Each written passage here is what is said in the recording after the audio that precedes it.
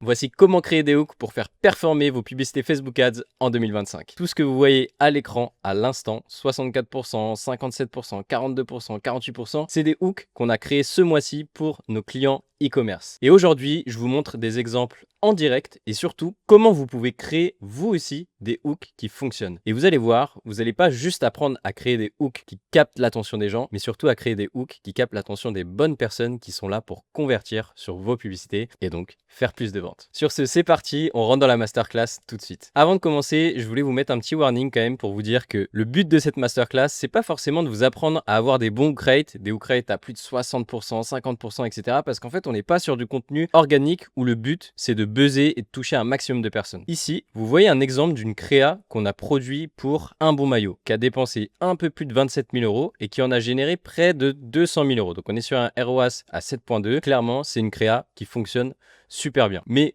vous voyez un petit détail juste en dessous sur les métriques, c'est que ces résultats, on les a obtenus avec un hook rate de 12,80%. Forcément, le but, c'est pas forcément de faire du 60% large qui ne va pas vendre, c'est plutôt de faire du 12% très précis qui va vendre et pouvoir faire scaler une créa comme c'est le cas ici. Mais attention, je vous invite à ne pas vous cacher non plus derrière le tant que ça perf c'est bon, parce que mathématiquement, plus vous avez de gens qui s'arrêtent sur votre publicité, plus vous pouvez présenter votre argumentaire. Donc le script complet que vous avez scripté pour la publicité pour vendre plus au final. Et un hook rate qui passe de 12% comme ici à 35%, c'est quasiment 3 fois plus de personnes qui entendent la totalité de votre pitch. Et donc c'est super important quand même d'avoir plus de monde qui s'arrête sur votre publicité. Mais la priorité numéro 1, et on va le voir, ça reste de capter l'attention des bonnes personnes. À l'agenda, aujourd'hui, on a 7 grands points. En premier, pourquoi est-ce que les hooks sont plus importants en 2025 que jamais? En deuxième, les 3 composantes d'un bon hook qui convertit. Et vous verrez la petite formule que j'avais créée sur LinkedIn en 2021 et qu'on utilise encore aujourd'hui parce qu'elle fonctionne. Ensuite, le secret pour faire des bons hooks, l'alignement, et on verra comment le faire. Ensuite, comment adapter vos hooks selon les différents niveaux de conscience. J'en parle très souvent, et bien il faut l'appliquer aussi aux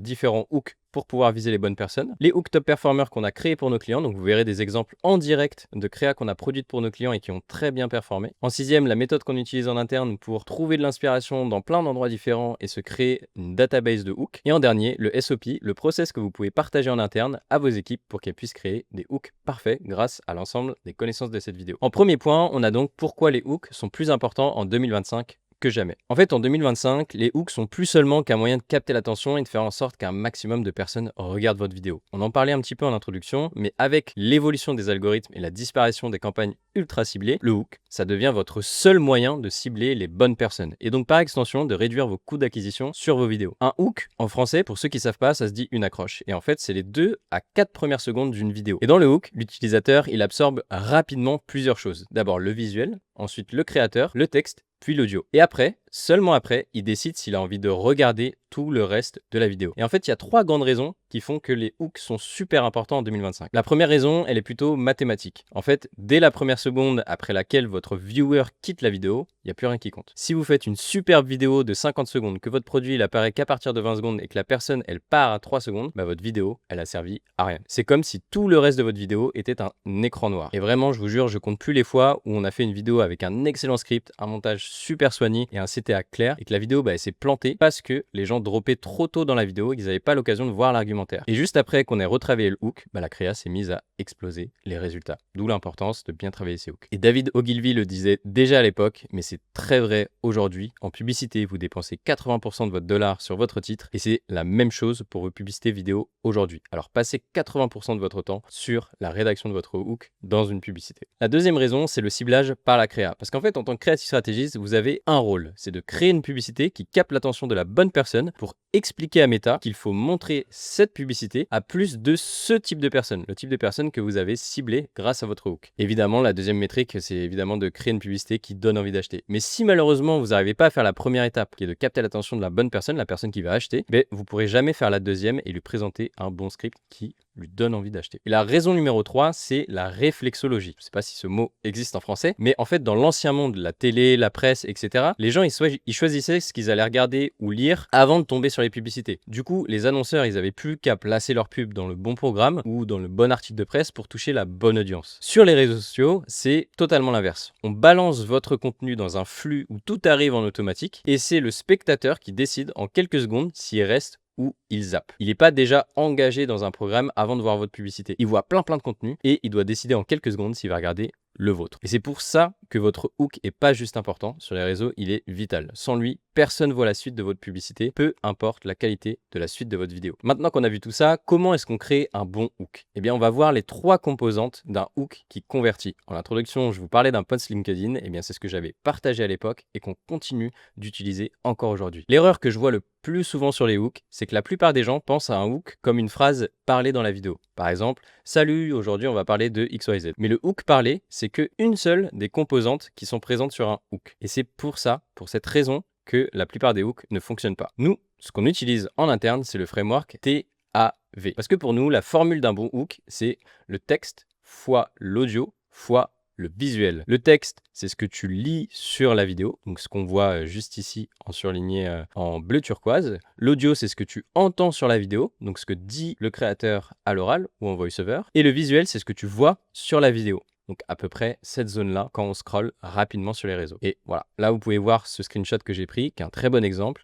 et qui a eu un hook rate de 59%, donc presque 60% de time stop. Parce qu'en fait, les gens, ils peuvent absorber de l'info plus vite en lisant et en voyant qu'en écoutant. Et c'est pour ça que le hook audio, c'est pas celui qui compte le plus, même si c'est celui auquel on pense le plus souvent quand on rédige notre script. C'est plutôt le hook textuel que vous allez afficher sur la vidéo, donc ce qui est présent ici, et le visuel que vous allez afficher qui compte plus que le hook audio. Et je vous donne même un tips bonus. L'œil, il peut regarder qu'à un seul endroit en même temps. Donc s'il y avait une chose que je devrais améliorer sur cette créa, c'est d'arriver à combiner le visuel qui est intriguant à la tagline. Et donc là, ça va parce qu'on a une zone qui est quand même assez réduite. Mais si on avait le hook tout en bas, par exemple, bah, ça fonctionnerait pas du tout. Mais ça pourrait fonctionner encore un petit peu mieux si on avait juste descendu juste au-dessus de la tête le hook pour qu'en une seule seconde, vraiment, on puisse comprendre le contexte de la vidéo. Et cette formule, texte fois audio fois visuel, c'est vraiment ce qui va guider l'ensemble de notre process qu'on va voir juste après. Il faut bien garder en tête qu'un hook, c'est tridimensionnel. On a du texte, de l'audio et du visuel à bien gérer, pas seulement l'audio lorsqu'on rédige le script. Maintenant, si on continue, le secret d'un beau hook, une fois qu'on a vu cette formule texte fois audio fois visuel, c'est l'alignement. Parce qu'en fait, le secret pour faire un bon hook, il est super simple. Il faut simplement aligner le plus possible les 3 composantes qu'on voyait juste avant. Si vous dites un truc à l'oral, il faut que le visuel et le texte, ils disent exactement la même chose. Plus c'est aligné, plus le viewer décide facilement s'il va regarder la vidéo ou pas, sans aucune confusion. Et c'est ça qui va nous permettre de viser la bonne personne et de dégager toutes les personnes qui convertiraient pas sur notre publicité. Si je vous montre un exemple d'un mauvais alignement, on aurait par exemple pour une marque de skincare, un hook textuel qui marque secret de maman, un hook audio qui dit ce produit est révolutionnaire, vous allez jamais y croire, et en visuel, une fille qui parle en facecam sans rien montrer. Pourquoi est-ce que ça marcherait pas? Eh bien parce qu'on n'a aucune déjà spécificité sur le produit ou le problème résolu dès l'accroche. En deux, le texte il est bien trop vague, l'audio est bien trop vague et le visuel ne montre rien par rapport à ce qu'on veut partager dans la vidéo. Et le hook textuel, il est pas lié au hook audio directement. Du coup, les gens, ils scrollent, ils comprennent pas de quoi ça parle et vous perdez tout le monde sur votre vidéo. Un bon alignement pour une publicité, ce serait plutôt ça. On a un premier hook textuel qui dit astuce skincare pour les 40 ans et plus. Un hook audio qui dit si ta peau ressemble à ça à 40 ans, t'as sûrement un problème. Et un hook visuel qui montre une femme de 40 ans qui montre ses taches brunes à la caméra. Et bien là, ça marche parce que le texte, l'audio et le visuel, ils parlent tous de skincare pour des femmes qui ont 40 ans et plus. Et il n'y a pas de confusion possible sur le sujet. Le résultat, il est simple, c'est que si vous êtes une femme de 40 ans avec des problèmes de peau, bah vous savez immédiatement que c'est pour vous et vous avez envie de regarder la vidéo. Et je vous rajoute un petit secret bonus qui fonctionne extrêmement bien sur les hooks. En fait, quand vous commencez une vidéo, le but c'est forcément de donner assez d'informations pour que la personne puisse savoir si elle va la regarder, mais c'est aussi d'en garder un petit peu et de pas trop lui en donner pour qu'ils aient envie de rester et regarder toute la vidéo et donc tout votre argumentaire et donc être encore plus convaincu d'acheter le produit. MrBeast, Squeezie, tous les gros youtubeurs, ils font ça dans leurs vidéos et c'est pour une bonne raison. Et pour moi, le meilleur moyen de le faire sur du short form, c'est pas de dire restez jusqu'à la fin de la vidéo ou dans la vidéo il y aura une surprise, etc. comme le font les youtubeurs, même si ça peut être une option. C'est plutôt d'ajouter du contraste dans l'accroche. Par exemple, pour du skincare, on pourrait dire tout le monde utilise de la crème hydratante le matin, mais ça vieillit votre peau plus vite. Il y a un gros contraste, c'est que la croyance commune, c'est que la crème hydratante, c'est bien, que ce soit le matin ou le soir. Et là, on explique que ça vieillit la peau plus vite si on la met le matin. On a tout de suite envie de regarder la suite de la vidéo et de comprendre, enfin de remplir ce gap de curiosité. C'est pour ça qu'on appelle ça une boucle. En fait, on ouvre une boucle et on a besoin de regarder la vidéo pour fermer cette boucle. Sinon, ça va nous trotter dans la tête et on va peut-être plus vouloir mettre de la crème hydratante le matin si on regarde pas la vidéo. Maintenant que vous avez vu la formule TAV et le concept de l'alignement, donc ce qui sert pour faire un bon hook, on va rentrer dans le plus concret et voir comment concrètement vous pouvez rédiger vos hooks pour des publicités. Maintenant qu'on a vu tout ça, il faut mettre les bonnes choses à l'intérieur de votre hook. Parce que même s'il est super bien aligné, même si le TAV, les textes, l'audio et le visuel sont super intrigants, si ça parle pas à notre cible, la cible va pas s'arrêter sur la vidéo. Donc on va pas avoir de vente. Donc pour choisir ce qu'on va mettre dans le hook, il faut d'abord choisir plutôt l'objectif de la publicité. Est-ce que c'est une publicité pour des gens qui ne connaissent pas du tout? Est-ce que c'est une publicité pour des gens qui connaissent un petit peu les produits mais pas forcément le nôtre? Ou est-ce que c'est pour quelqu'un qui connaît notre produit mais qui n'a pas encore acheté? En théorie, il faudrait que toutes les ads, si vous voulez scaler, parlent à des gens qui ne connaissent pas du tout vos produits ou les produits disponibles sur le marché. Mais dans la réalité, c'est un petit peu plus dur que ça parce qu'il faudrait faire du storytelling de partout et c'est un petit peu trop compliqué. Donc le plus simple si vous commencez, c'est d'avoir un mix entre le tofu, le mofu et le bofu. Donc si je vous donne les 3 niveaux de conscience simplifiés, puisqu'il y en a 5 en réalité et leur hook adapté, ça ressemble plus ou moins à ça. D'abord, pour le top funnel, donc la cible qui vous connaît pas du tout, il faut plutôt utiliser du storytelling ou alors parler d'une problématique pour que la cible s'intéresse à la vidéo. Ici, les gens savent même pas qu'ils ont un problème. D'abord, créer une prise de conscience grâce à notre hook pour qu'ils puissent regarder la suite. Si je vous donne un exemple pour une niche de mode, vous auriez par exemple cette erreur vous vieillit de 10 ans sur le textuel. Si vous portez encore ça à 40 ans, vous paraissez 50 sur l'audio, donc la personne qui va parler. Et sur le visuel, on aurait peut-être un before after avec une tenue avant et une tenue de la marque qui rajeunit de 10 ans. La règle pour le top funnel, c'est qu'on ne mentionne pas le produit dans les 5 à 10 premières secondes. On parle d'abord du problème ou alors on fait du storytelling et ensuite seulement on met en avant la solution. Au niveau 2, donc le middle funnel, votre cible connaît les produits qui sont disponibles sur le marché mais pas forcément le vôtre. Ce qu'il faut faire ici, c'est de commencer par une promesse et un bénéfice ou une caractéristique qui vous différencie. Parce que ces gens, ils savent qu'il existe des solutions mais ils savent pas laquelle choisir. Il faut les convaincre. Si je vous donne un exemple de hook pour du middle funnel, dans la niche de skincare, on dirait par exemple pourquoi le rétinol vieillit votre peau sur le texte. Si votre dermato vous a prescrit du rétinol après 40 ans, il vous a menti à l'audio. Et sur le visuel, un split screen montrant une peau abîmée par le rétinol vs une peau avec l'alternative, donc le nouveau produit. Et au niveau 3, donc si on a une cible qui nous connaît, donc le bottom funnel, on commence plutôt par la preuve sociale pour rassurer tout de suite ou répondre aux objections et on lève les dernières objections pour convaincre ceux qui connaissent notre solution mais qui hésitent encore. Par exemple, sur du bofu, si on reprend un exemple de skincare, dans le texte, on pourrait mettre un sérum vendu toutes les 37 secondes. Dans l'audio, on pourrait dire pendant que je vous parle, 3 femmes viennent de commander ce sérum et sur le visuel, on pourrait mettre plein de photos clientes qui défilent avec une créatrice en green screen qui les montre. Donc là, pour récapituler, on a vu qu'on avait le framework TAV qui devait être parfaitement aligné en fonction des différents niveaux de conscience. Je vous montre des exemples de ce qu'on a produit pour nos clients, pour voir ce que ça donne vraiment concrètement dans la réalité des hooks qui fonctionnent bien. Donc là, on a une vidéo qui a spend un peu plus de 4000 €, qui a un time stop, donc un hook rate de 45%, qui est excellent, et un très bon CTA pour la niche, qui est une niche de skincare, où les CPM sont plutôt élevés. Je vous montre ce que ça donne. T'as remarqué, j'ai beaucoup moins de taches brunes sur le visage.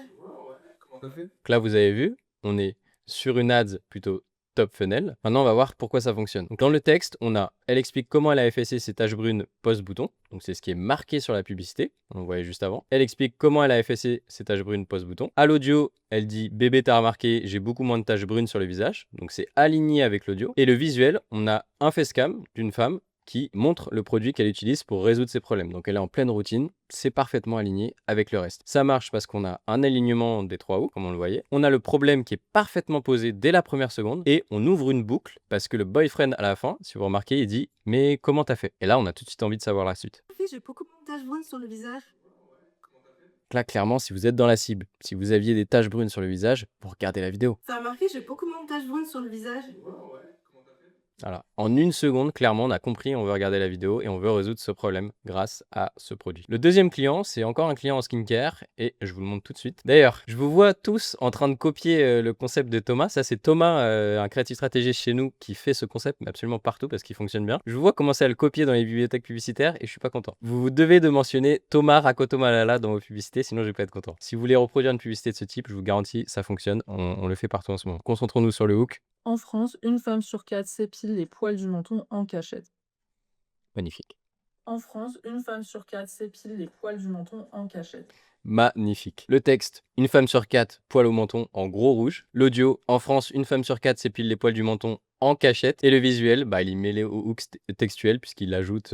Enfin, c'est la même chose. Entre le hook textuel et le hook visuel, c'est le concept qui est comme ça. Pourquoi ça marche? Alignement des 3 hooks, texte, audio, visuel. Le problème, il est parfaitement posé dès la première seconde. Si on a des poils au menton, on regarde cette vidéo. On kiffe la stat parce qu'on se sent moins seul sur cette problématique. Et on comprend qu'on va nous expliquer pourquoi est-ce qu'on a cette problématique et potentiellement nous donner une solution pour résoudre cette problématique. Donc cette publicité, elle est incroyable. Et on a un facteur d'engagement qui est rajouté dans la publicité qui est absolument incroyable. Juste 2 mots, en cachette. Il va créer du débat en commentaire, des engagements sur la publicité, de la preuve sociale sur la publicité. Franchement, c'est une masterclass ce hook. Thumbs up, 57%. Le spend, plus de 10K. On maintient un ROAS de 2.1, un CPA de 24 sur de la skincare. C'est exceptionnel. Et c'est grâce au hook. Donc franchement, ce hook-là, il est golden et vous pouvez vous en inspirer. On aligne texte, audio et visuel. On met un petit peu de débat en commentaire avec le en cachette et ça fonctionne super bien. Et le dernier hook, c'est pour une autre niche. J'ai un vrai souci. Je vis seul et je mange n'importe quoi.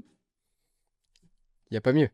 Là, c'est pas un hook de 3 secondes qu'on a, c'est un hook de 1 seconde. En 1 seconde, on a compris le problème et on a envie de regarder la vidéo si on est concerné. Le texte, c'est je vis seul et je mange n'importe comment. L'audio, c'est j'ai un vrai souci, je vis seul et je mange n'importe comment. Et les visuels, c'est un persona seul en train de manger un sandwich qui est tout préfet. Donc là, clairement, on peut pas faire plus aligné, c'est super bien aligné, on voit le problème. Donc voilà, encore un hook qui performe super bien. Spend presque 25K. Thumbs up 37%, CTR, je sais pas pourquoi j'ai pas le CPA ici, mais ça doit être excellent, elle fait partie des top performers, elle a spend, elle a scalé. Donc grand bravo à l'équipe encore, une fois qu'elle a produit ça. Et si vous voulez des créas comme ça, qui performent, qui scale, vous savez où cliquer dans les commentaires pour réserver un appel avec nous. Maintenant, mon but, c'est pas de vous laisser vous débrouiller tout seul, forcément. Je sais que ça peut être compliqué au début de rédiger vos propres hooks, même avec la formule TAV, même en sachant qu'il faut bien les aligner, même en sachant qu'il faut aligner ça avec les différents niveaux de conscience. Mon but, c'est aussi de vous expliquer comment est-ce que vous pouvez commencer à créer une database de hooks desquels vous pouvez vous inspirer en continu, en interne ou en externe si vous travaillez avec une agence pour leur donner de l'inspiration s'ils en ont besoin. Donc moi, ce que je recommande, c'est de créer une base de données Notion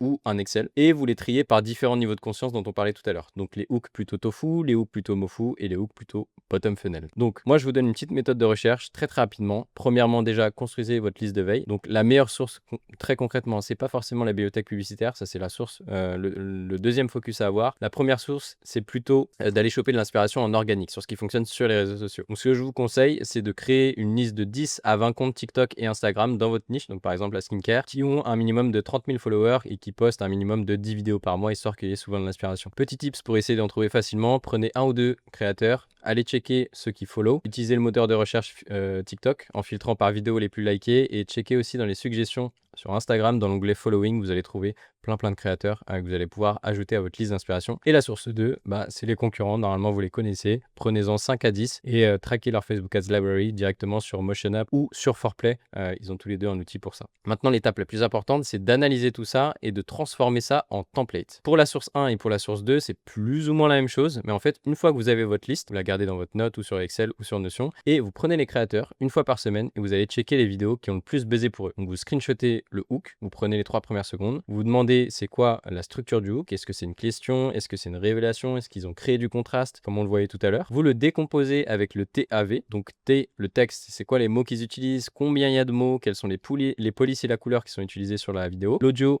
quelle ouverture audio on a, c'est quoi le ton et le rythme qu'on a. Le visuel, quel type de plan, est-ce qu'il y a du mouvement, est-ce qu'il y a des transitions, est-ce qu'il y a des produits, est-ce qu'il y a des problématiques qui sont affichées à l'écran. Et vous transformez ça en template pour que derrière vous puissiez remplacer les éléments spécifiques par des variables que vous allez utiliser dans vos publicités. Donc par exemple, pourquoi ce problème vous empêche de objectif et après vous pouvez le remplir avec votre produit et vos problématiques. La deuxième source c'est les concurrents. On a exactement le même principe pour décomposer etc. Mais allez chercher plutôt les publicités qui tournent depuis le plus longtemps, donc plus de 45 jours, ou celles qui ont le plus de couverture sur la Facebook Ads Library, donc qui ont le plus d'impressions. Souvent c'est les publicités sur lesquelles on a le plus dépensé et vous les enregistrez, vous les ajoutez à votre base de données avec la même méthode de décomposition que vous aviez là. Et je vous conseille de faire ce process au moins une fois par semaine, ça prend 30-40 minutes, mais après vous avez une grande source de hooks à réutiliser dans vos publicités. Et sachant que c'est les hooks qui font le ciblage, c'est très important d'essayer d'en avoir des très bons pour vos publicités. Et dernière étape, pour clôturer cette vidéo, maintenant qu'on a tout ça, très concrètement, comment est-ce qu'on utilise ça au quotidien? Eh bien avec cette petite checklist. Moi, ce que je vous conseille, c'est de toujours commencer par rédiger le hook audio. De toute façon, c'est comme ça que tout le monde fait. On commence toujours par rédiger le script avant les b-rolls, avant les visuels, etc. Avant de briefer le monteur sur le texte à afficher sur la publicité. Donc, pensez d'abord script. Quel est le meilleur hook pour mon script. Pour rédiger ce hook parlé, moi je me pose 4 grandes questions. La première, c'est quel niveau de conscience je vise, tofu, mofu ou bofu, et en fonction de ça, je vais voir quelle langue je vais mettre à l'intérieur. Je vais plutôt parler des problèmes, faire de l'éducation ou du storytelling. Pour le mofu, plutôt de la différenciation, de la comparaison et mettre en avant les bénéfices. Et pour le bofu, de la preuve sociale, de l'urgence ou des promotions. Ensuite, je me demande quel contexte est-ce que j'ai besoin de communiquer, donc de quoi ça parle. Est-ce que ça va être une vidéo de skincare, de pet care, et je m'assure que dans les premières secondes, ce soit très clair pour ma cible de quoi je vais parler et pour qui je vais en parler. Pas viser une cible de 25 ans comme je vais viser une cible de 50 ans. Il faut que ça se ressente dans mon hook, même si le choix du créateur et le script derrière jouent beaucoup. Ensuite, je vais me demander c'est quoi le contraste que je veux créer. Donc là, il y a 3 manières de créer du contraste. On le voyait tout à l'heure. Soit on compare une situation actuelle versus une situation idéale, plutôt les avant-après. Soit on met en avant une croyance actuelle et on la contraste avec la réalité, en tout cas notre réalité. Soit on met en avant une méthode populaire vs une toute nouvelle méthode révolutionnaire pour garder les gens sur la vidéo et les pousser à regarder l'entièreté de la vidéo. Faut pas trop en dire sur le début de la vidéo, il faut essayer de créer du contraste. Et ensuite, je me demande si je peux communiquer tout ça, donc ces 3 grandes choses, en une seule phrase. Le contexte plus le contraste. Et si c'est trop long, j'utilise 2 phrases grand maximum ou je m'aide de mon hook textuel pour ajouter du détail à ce que je dis à l'oral. Et ensuite, petit tips, demandez-vous ou demandez à ChatGPT si un enfant de 12 ans comprendrait votre hook. Votre cible, elle n'a pas une attention illimitée sur les réseaux sociaux. Quand elle scrolle, peut-être qu'elle est aux toilettes, peut-être qu'elle est dans le bus, etc. Elle n'a pas toute son attention sur votre vidéo. Il faut que ce soit clair et limpide au niveau du hook audio, textuel et visuel pour que la cible puisse décider de si elle regarde, si elle dédie son attention à votre vidéo. La deuxième étape, c'est trouver le visuel parfait. Donc là, vous avez rédigé votre hook audio. Vous savez que vous devez l'aligner parfaitement à votre hook visuel. Et donc là, vous avez 2 options. Soit vous créez un visuel de 0 grâce à votre brief. Donc vous briefez le créateur ou l'acteur en fonction de la méthode de tournage sur le premier plan à filmer. Soit vous utilisez du stock footage ou des b-rolls que vous avez déjà en interne pour illustrer le hook audio que vous avez. Et puis après, vous mettez le créateur en overlay. Et la checklist pour le visuel, bon, je pense que vous commencez à comprendre, mais c'est est-ce que ça appuie l'audio qu'on a vu juste avant? Est-ce que l'attention elle est dirigée au bon endroit, c'est-à-dire à peu près au milieu et pas très loin du hook textuel qu'on va rajouter? Et est-ce que ça fonctionne même sans le son? Je vous donne quelques idées de bons visuels pour illustrer les hooks. Le problème illustré, donc par exemple une peau acnéique, le bénéfice illustré, donc par exemple une peau glowy, le produit en action, donc par exemple la texture, et ou un élément choquant, donc par exemple jeter mon produit par la fenêtre dans les toilettes, etc. Ça peut être des bonnes idées de hook visuel. Et la dernière étape, c'est de rédiger le hook textuel. Donc votre texte à l'écran, il doit être optimisé pour de la lecture en mode scan rapide pour savoir en 2 secondes si on veut juste lire le texte, si on regarde la vidéo ou pas. Donc quelques règles très rapidement importantes. La première, c'est qu'il faut essayer que ce soit en 6 mots max, 10 mots grand maximum. La police, elle doit être la plus grosse possible sans déborder de la safe zone. Le fond, il faut essayer de le colorer ou de le mettre en blanc, contraster avec le visuel et que ce soit lisible plus facilement. Il faut le positionner au niveau des yeux, donc en haut de la vidéo et pas tout en bas. Et il faut qu'il soit parfaitement aligné au hook et au visuel bien évidemment, et que ça utilise des mots forts, plutôt émotionnels. Faites la priorité au verbe d'action et aux mots-clés dans votre hook textuel. Pour la checklist, vous commencez par extraire l'essence de votre hook vidéo. Donc par exemple, si vous dites si votre agence vous parle encore de lookalike, changez immédiatement. Eh bien l'essence c'est le lookalike ne marche plus ou alors je dois dire au revoir à mon agence. Ensuite, vous essayez de le condenser en 6 mots maximum avec des mots-clés et des mots forts. Donc par exemple, lookalike égale mort en 2025. Donc on a 4 mots et on a compris très clairement de quoi il s'agit. Faites quelques petites vérifications avec cette checklist. Est-ce que c'est clair sans contexte? Est-ce que ça me donne envie d'écouter la suite? Et est-ce que c'est émotionnellement chargé / contrasté? Donc voilà, vous avez la méthode complète pour créer des hooks qui fonctionnent sur Facebook Ads en 2025, qui visent la bonne cible et qui la poussent à regarder la suite de la vidéo. Maintenant, il faut tester le framework TAV, l'alignement, l'adaptation au niveau de conscience, etc. Et puis c'est en testant, en créant votre base de données de hooks, en étudiant les hooks des autres que vous saurez et que vous apprendrez à créer des hooks qui fonctionnent. Donc bon courage pour la suite. Et pour info, ce n'est qu'une partie des process qu'on a en interne nous pour créer de bons hooks. Donc si vous voulez en savoir plus sur nos méthodes et avoir des créas qui performent rapidement, n'hésitez pas à réserver un appel en commentaire pour qu'on discute de vos stratégies créatives ensemble.